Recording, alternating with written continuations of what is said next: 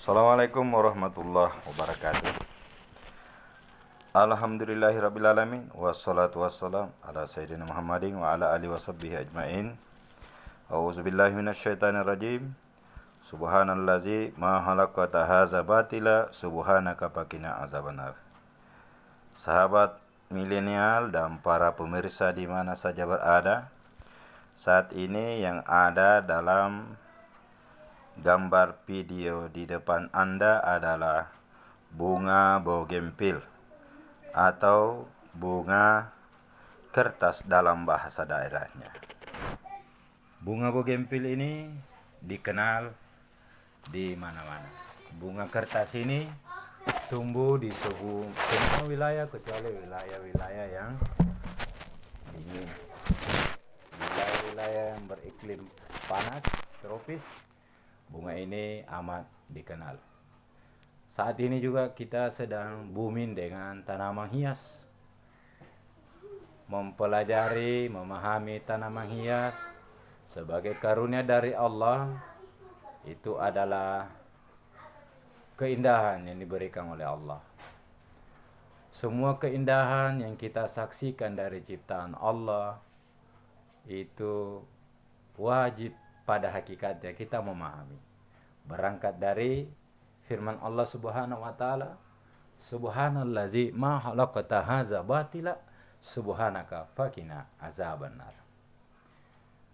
Untuk perjumpaan kita kali ini, kita akan membahas tentang berjuta manfaat dari bunga bougainville atau bunga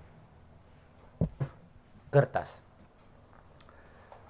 Bunga kertas adalah bunga yang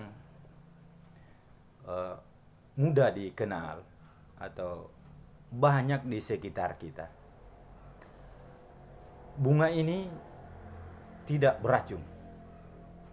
Bunga ini besar sekali manfaatnya. Ya, ada yang warna putih, ada yang warna merah, ada yang warna kuning. Warna-warna ini memberikan ketenangan dalam diri kita. Bunga-bunga ini bisa menjadi inspirasi untuk model-model dari pakaian. Ya. Oke, mari kita menelusuri apa manfaat dari bunga bougainville ini. Tentu apa yang saya sampaikan berangkat dari sumber-sumber yang terpercaya. Ya. Tentu sumber dari segala sumber untuk kebaikan adalah Allah Subhanahu wa taala. Subhanallazi ma halaqata hadza batila subhanaka faqina azabannar. Maha suci Allah yang menciptakan segala sesuatu, tidak ada yang sia-sia. Maka jauhkanlah kami ya Allah dari siksa api neraka-Mu. Sebelum saya lanjut, coba Anda ingat like dan subscribe dan di-share. Itu baik untuk orang yang mendapatkan manfaat dari bunga ini.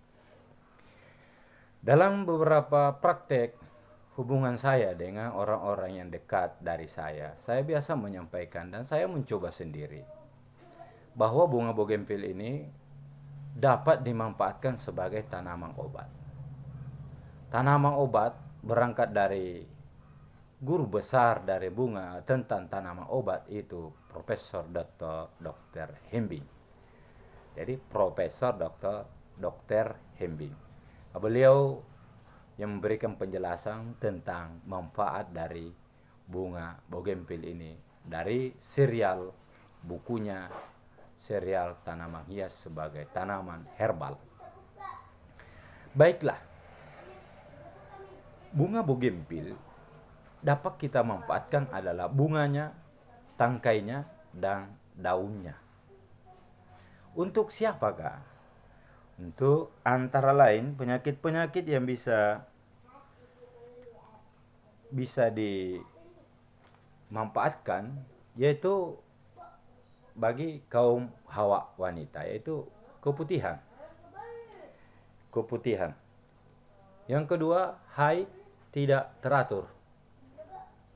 Haid bisa mengakibatkan sakit, keluhan, haid tidak lancar, keputihan, bisa menjadikan ketidakpercayaan diri, sehingga menjadi gangguan tersendiri dalam pergaulan. Hepatitis juga. Hepatitis. Ini hepatitis di mana berkurangnya fungsi hati, atau ketika terkena penyakit ini sungguh amat berada dalam kontrol dokter. Jadi dengan kita mengetahui bahwa ada yang terjangkit hepatitis, maka sebaiknya boleh menggunakan tanaman bunga bougainville atau bunga kertas ini sebagai obatnya. Bagaimana caranya? Yaitu tanaman ini diambil daunnya, tangkainya, atau bunganya, kemudian dihaluskan. Kalau ini untuk pengobatan luar, ya, pengobatan luar.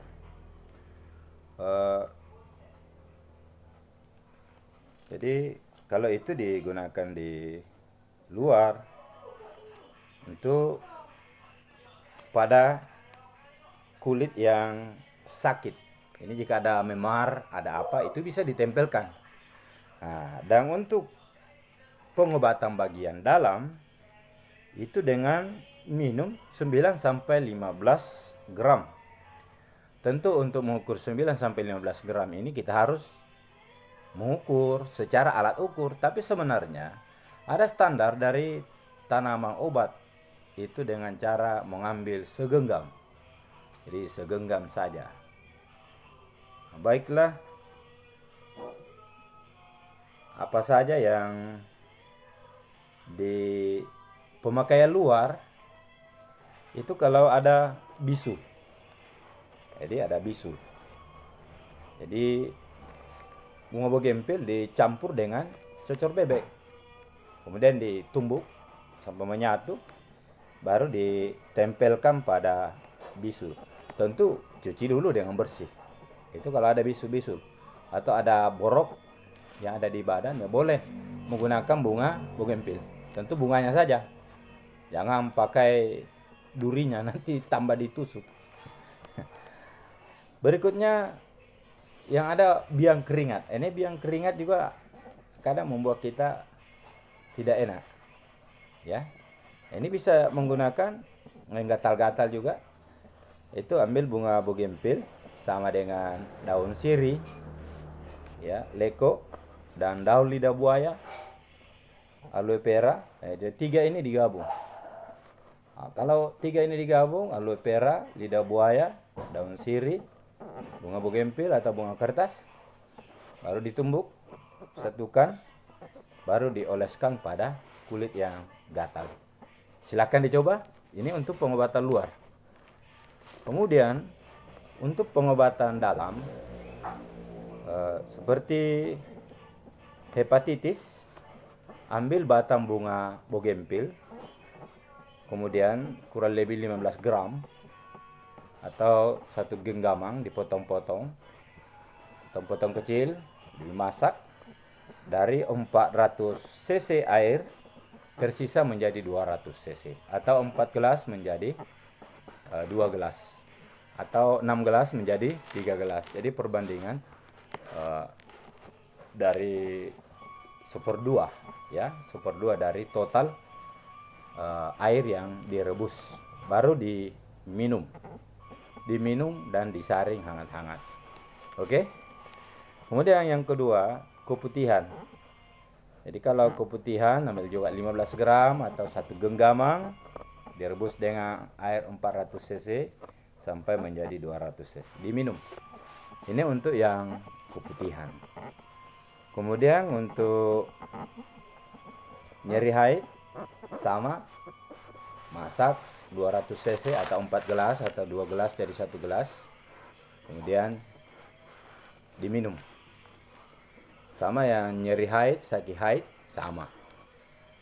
Bisa ditambah dengan bunga ros atau bunga mawar merah.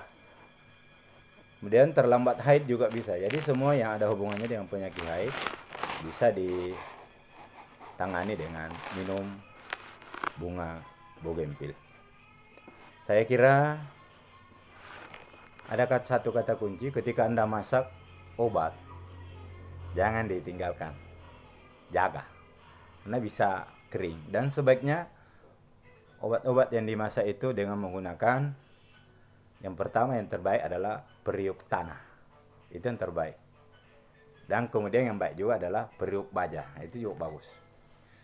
Dan sekali lagi ketika Anda masak obat, jangan ditinggalkan. Dan minum dengan membaca basmalah. Dan untuk pengobatan yang terbaik, baca surah Al-Fatihah dan salawat, bismillah, minum obatnya yakin. Sekali lagi, tanaman bunga bougainville sudah dicoba dan tidak beracun. InsyaAllah Anda akan menemukan rahasia Allah dalam tanaman bunga bougainville itu. Hanya Allah yang punya mau dan kemauan. Innama amruhu iza arada syai'a yaqulu lahu kun fayakun. Jadi fasubhanallazi biyadihi malakutu kulli syai'in wa ilaihi turja'un. Sekira-kira inilah, jangan lupa subscribe dan share. Yang ini adalah kemanfaatan yang saya sampaikan. Saya kira itu saja. Wabillahi taufiq wal hidayah wal muwaffiq ila aqwamit thoriq. Wassalamualaikum warahmatullahi wabarakatuh.